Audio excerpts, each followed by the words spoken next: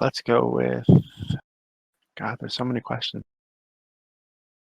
Okay, let's go with No True Scotsman. The question is, actually, I'm going to let you ask it, No True Scotsman. And he's not here, so I'm going to ask.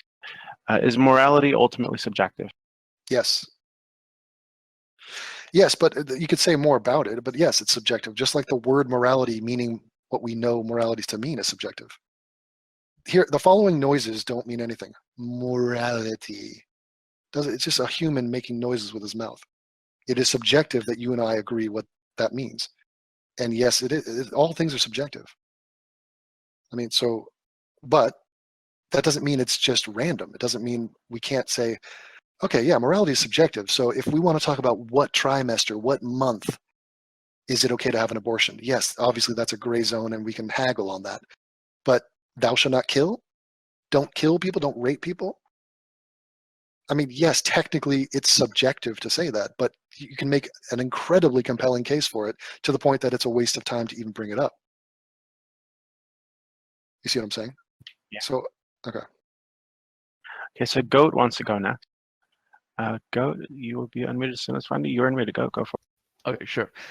So the question is, because I'm personally an atheist as well, it's very hard to argue against determinism. I really struggle to do so myself. So I'm wondering, how do you argue against determinism without relying on a deity? Well, I'm not convinced by any argument that says X and then therefore God. Like, you still have to present. No, I'm not as well. I'm saying that, like, how Yeah. would you say that determinism isn't valid without the use of that?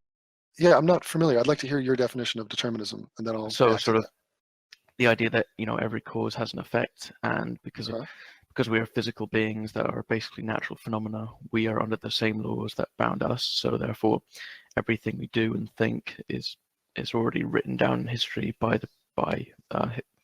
what's already happened. Basically, we're on like fixed tracks. There's nothing we can do to change that. Yeah, I'm not really convinced by it. I think it's not predetermined. I don't think that nobody knows what's going to happen in the future. I don't think, even if it is cause and effect, you can have a cocktail of things that have led you to the present moment. But that doesn't mean that what happens next is determined. Didn't they cover this in Jurassic Park, where he puts a drop of water on his hand, and he doesn't know which way the droplet of water is going to go?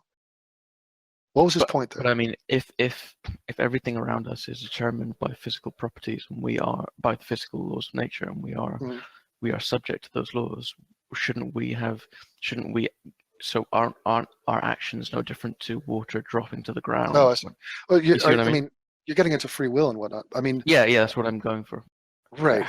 I think there's a philosophical way in which you could view it that way, but I think it's more poetic. I don't think it actually is applicable to reality. I think, especially when it comes to conscious beings that have highly complex brains where we actually have control. I don't believe we're out of control. That doesn't mean I think we have full mastery of that control. I think it's a blending of these things. Well, couldn't you trace everything that we do back to specific variables?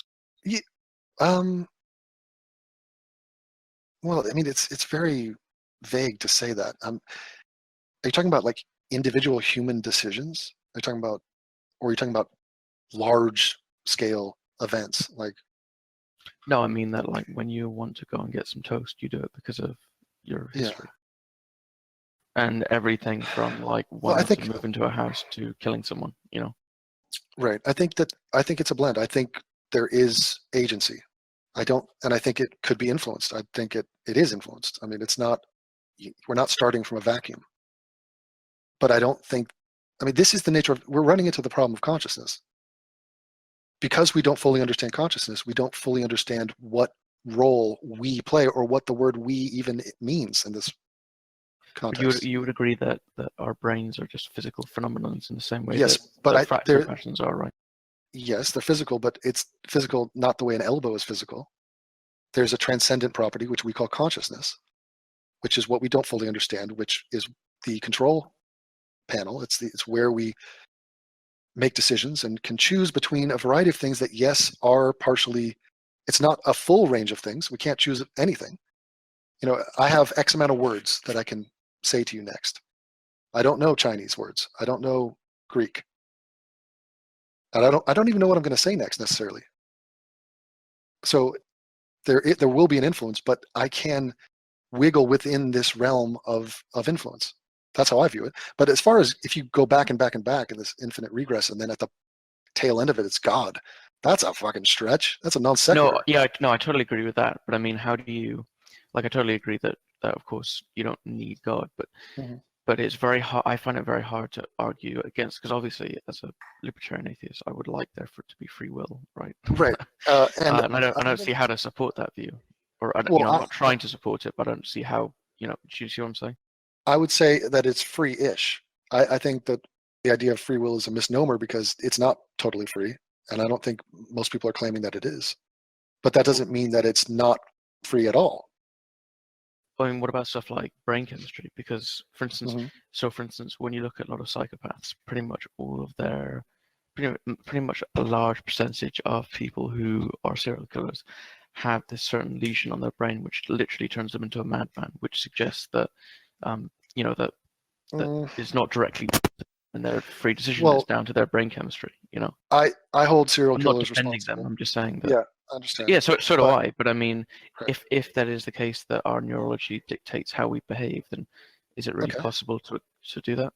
If it can be proven that a certain person has a brain condition or that is directly tied to his behavior, then yeah, we could possibly treat him in a slightly different way. But I think that the vast majority of situations, it's like obese people and thyroid conditions. Yes, there are some obese people who have a thyroid condition that causes them to be obese. That ain't 99% of them. The rest of them are using their free will to eat too much, and they could do otherwise. That's how I see it. I think we're tied within a certain range. So we don't have pure free will. It's like if you said to me, Devin, jump. I want you to jump. I say, how high? You say, well, you choose. Now, my choices are I could jump an inch, I could jump a foot, I could jump 2 feet. I can't jump 10 feet. Okay? I can't not jump. So if I'm going to jump, it's going to be within a certain range. And that within that range is what I'm calling free-ish will. You see what I'm saying? Yeah, I'm yeah, no, limited. I understand what you mean by that. But what I'm referencing here is sort of the idea that your entire history is what causes you to make these decisions. So the entire world around you has contributed to this entire Yeah, but practical possibility. it's So like for instance, you're doing something because you're hungry, and you're hungry because of this, and you can eventually trace these back, you know, to the Big Bang. yeah, I mean it's You know, pretty that's the out logical there, right? extension of it. Yeah, it's pretty out there. I don't think we are a product of every decision, everything that's ever happened to us. I mean, we have hardware. We have these computing machines that process in real time. And yes, they're influenced obviously by the past, but it's not like we have full clarity. We don't have total recall on our past. So when I say something, I'm not, you know, our memories are shit. We forget almost everything we do, but we still have the brain. So the brain is going to come up with whatever the decision is in the moment. And I'm not quite sure what the extension of it is. I mean, Well, I I think understand. that in that we can't trace back exactly where it goes because we can't think about what caused us to think about it. I don't Well, think that's necessarily a reason to discount the theory, though. I think that's well. I think And it's I remember, just I want this to be illogical, wrong. Like, let's right? put it No, like no. that. And I'm struggling to do that. I think we're running into the problem that we don't know everything about the brain, which clearly the answer is within the brain. That's what we're talking about. So we're at the infancy of the study of the brain in any real way. Modern science is new. If you want to step back and look at it from a large scale, so we could have breakthroughs, and in the next 100 years, we could have a totally different conversation on something like this. But I don't think that what it means is as profound as some of these people who purport this argument think it is. In other words, yeah, there's no such thing as free will in a strict sense, but so what? It's what? Who cares? In other words, I understand from an intellectual standpoint, it's interesting, but Yeah, yeah. what are the ramifications of it? You know, and how are we supposed to come to any certainty or finality to this without understanding consciousness? Would be my main question. do you don't you think that sort of so if I put it like this, so if you look at a virus or a strand of RNA or a small microbe, you could easily say that the physical world around it causes all of its actions, right? And that every single thing it does is just a response to external stimuli and is down to the laws of nature, right? And it's not that hard to do the same thing with small animals and then by extension us once you just like scale it up, you know? So do you see how that kind of...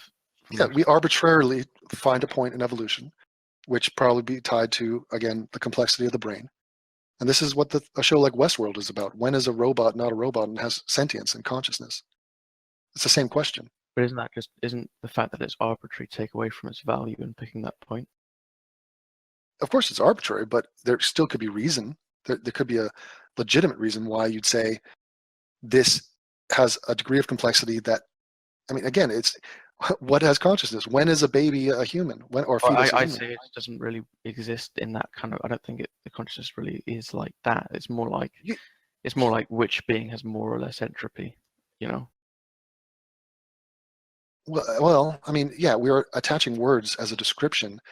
You're saying that there is no such thing as consciousness? I mean, what's the difference between a highly complex animal like a human being and a rock? Or well, when it comes down to it, not that much. But okay, what the actual difference is entropy. If we want to look at this from like a... Why? Well, Why? I mean, that is the only actual difference. Is just that the fractal patterns of a rock and the human being are similar. It's just that one is far, far, far more complicated and has far, far less entropy. So you think that the brain doesn't have any transcendent phenomenon? There's nothing called consciousness or sentience? I would like there to be, but I don't think that. Honestly, I really would. I just don't think that's the case. That's why I'm looking for something that would say that it isn't. Are you convinced by you think, therefore you am? You think, therefore you are? I take a more reductionist approach to that statement, and I sort of think that the logical conclusion of what is it? Cogito ergo sum is literally the statement is, being that there's something. Which is all that we can conclude. But it's more than is. Are you thinking right now? I don't know. Well, Firstly, I don't know that it's me. I don't know that it is.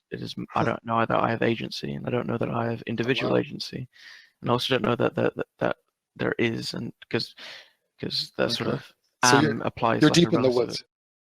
Yeah, you're deep in there. I mean, you're really going down more like thought experiments. You know, how do I know I exist? I mean, this is. Yeah, that's a different discussion, really. But you know, if you assume certain things, I guess you have to lay out what your assumptions are. Well, I reach a point where sort of like be skeptical of everything. But if you can figure out that it's probably true that this stuff exists, then pretty much everything does exist. You know, like it's kind of if the reality that we're talking about right now is like even slightly true, then it's probably all true. You know, so like it is more in the thought experiment side rather than the literal worrying side. Well, you know, the one thing I would say is it's good to ask questions. So even though we don't have answers and they're not readily available, I mean, this is the scientific pursuit, and we're always inching closer towards a greater understanding of not just the universe, but our personal subjective realities. And you know, people have wacky batshit ideas with this, by the way. Like Joe Rogan, Sam Harris, they'll tell you to drop acid and go do ayahuasca, and that the secrets of the universe will be unveiled to you. Yeah, and like you'll literally be transported to a different place. Exactly. And I call bullshit on that. I just think that's ridiculous. Fucking up and poisoning your brain, and you see crazy shit. Joe Rogan even thinks that that's how we evolved, is that a bunch of cavemen took mushrooms, and then they're like, oh man, you know what'd be cool if we used tools, and how about, I got an idea, what about a wheel? You know, it's like it's sort of a reverse engineering thing of trying to justify his drug addict behavior. I don't buy it, but yeah, I mean, you seem to be very inquisitive, and it's good. And obviously there are many books, and many people have been debating and talking about these ideas for centuries. So you're not gonna have any trouble finding people to give you new thoughts on this. Yeah. Thank you. Yeah, you're welcome. Okay. Thank you for that. Actually, before we get on to the next question, we've been going on for about 3 hours now. Oh boy. Yeah, I'm Yeah. totally okay with going on as long as you want. I just don't want you to cut into. I know you said you had other stuff to do. Yeah, I'm gonna go out and eat and pee and stuff like that. But yeah, I mean, we can do a couple more and wrap it up and if people want, I'll come back another time. But Yeah, that'd it's be a good chunk of time. awesome. Okay, well, we'll do a couple more. Let me see if I can find a couple that'll kind of wrap this up. Okay. Yeah, this is the I'm Joe gonna- Rogan limit of 3 hours. That's usually. I'm gonna go with Matthew or Matt Takat. When looking at the state of the UK, the amount of differentiation between ideological groups in power and the lack of general power in the people's hands, one could look back historically and see the UK as a modern-day Babylon, where the priests' ideological heads pursue absolutely in their ideals their ends. Let me read that again because that sounded weird. As a modern-day Babylon, where the priests, the ideological heads, pursue absolutely in their ideals to their fault of their own civilization. What do you imagine it's like to live in such a condition? Frustrating. I get a great sense of that from the people of England and Great Britain. I think that they are very keen on tradition and preserving those traditions. So, they've lessened their grip on the royal family and whatnot, but they are conservative by nature. And I hear what he's saying about ideologues leading the way. I mean, a lot of my friends who live in Britain, they have to vote for a dude that they hate because his party represents, in their estimation, the lesser of two evils. So it really doesn't represent the people, which is why I find it funny that sometimes they have these public votes like Brexit or Scotland independence. Why not do a vote like that for freedom of speech? I don't understand that. Like, if that's how we're going to play this, why not make some changes? Why are there religious people in parliament just because they're religious? Why are they still represented? I don't know the ins and outs of British politics because, obviously I don't care, and it's irrelevant to me. But from what I've gathered, I think change is so damn glacially slow in that country. And the old ways are not stepping aside to the new. And meanwhile, there are new problems and new threats coming, confronting these people, and they're not equipped to deal with it in any speedy manner.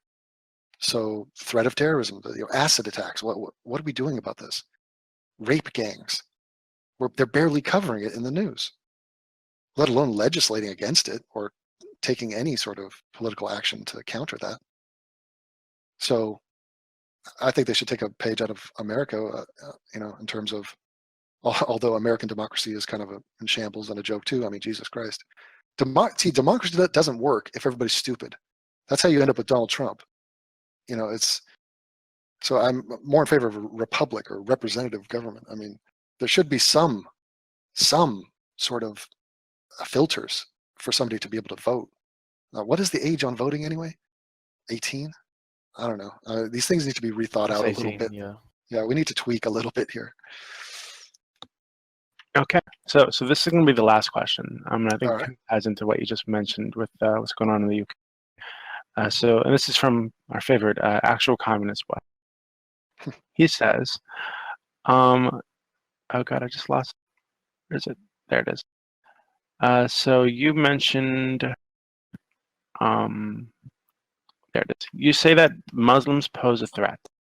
What policies do you propose to solve this problem? Quarantine. I mean, that should be the first order of business is, look, there's a problem here. There are major differences. We're against these things. It's time to put up or shut up. If you actually have the values that you claim to have, like being pro-human, being a humanist, caring about women's rights, caring about gay rights, if you actually care about that, freedom, secularism, then now is the time. You're being confronted, you're being tested. This is the litmus test. You're either going to fail or you're going to succeed. So I suggest we do something about it. And the first thing is, look, we want to limit the number of Muslims in our countries because they come with them a huge amount of problems, and we have fundamental disagreements that have real world consequences. That's the first thing. And this is what people do anyway. If there's a problem, if there's a bee's hive outside in a tree, I'm not going to go climb that tree. that I will deem that area to be a problem and I will avoid it. I will go somewhere else. I'll climb another tree. That's why you don't live in a Muslim neighborhood. That's why I don't live in a Muslim neighborhood. But that doesn't mean that they aren't in our countries and growing. It doesn't mean terrorist attacks aren't going to be more frequent. So it's somebody's problem, even if you are personally going to try to avoid that. Outside of that, I would say continue to demolish religion, to expose the fact that this is all just a web of lies and that it is horrible and that there's a better way. I hope to enlighten these people. They come from the Dark Ages, the Bronze Age. These are ancient, horrible, dogmatic views. And I would, but I would also like to state that that is a slow process. That's going to take some time. Aside from that, look, fight terrorist organizations, fight the spread of Islamism, fight Sharia law, and don't get hysterical if you're not in any danger of Sharia law, don't freak out on it unnecessarily. Treat people with respect when it's deserved and earned. Be calm and rational, and yet be honest and strong. Those are my recommendations. And call out people who are weak and soft on this. Call out the people that are going to be useful idiots who are opening the gates to the barbarians. Not that all Muslims are barbarians, but there is definitely a barbaric aspect to this religion and to this culture. And Muslims are the first ones to tell you that, if they're honest. They're the first ones. It's about time, though, because this is the issue of our lives. And it's a shame we don't have guys like Hitchens around to hammer this point home. He would be. Trust me, that's what you're not hearing right now is Christopher Hitchens railing against what is happening in the world today. But if you know his work and have read his books and have seen his videos, then just try to imagine how outraged he'd be and what he'd be saying, because that's what I am doing. And I think we should all learn a lesson from him. Great. Thank you so much for coming on. We really appreciate this. Yeah, it's as very a fun. community. So we're going to go ahead and wrap it up here. Everybody else, the voice channels down below are open, so you can move down whenever you want. If you're still muted, because you were manually muted during the AMA, just let a mod know and you'll get unmuted. Devin, I was hoping I could speak to you for a couple minutes, if that's okay. Yeah, I'll jump over wherever you want. Send me to wherever you're. Awesome. Okay, everybody, thanks for coming along and asking questions. We're going to wrap this up. See you later. Bye-bye now.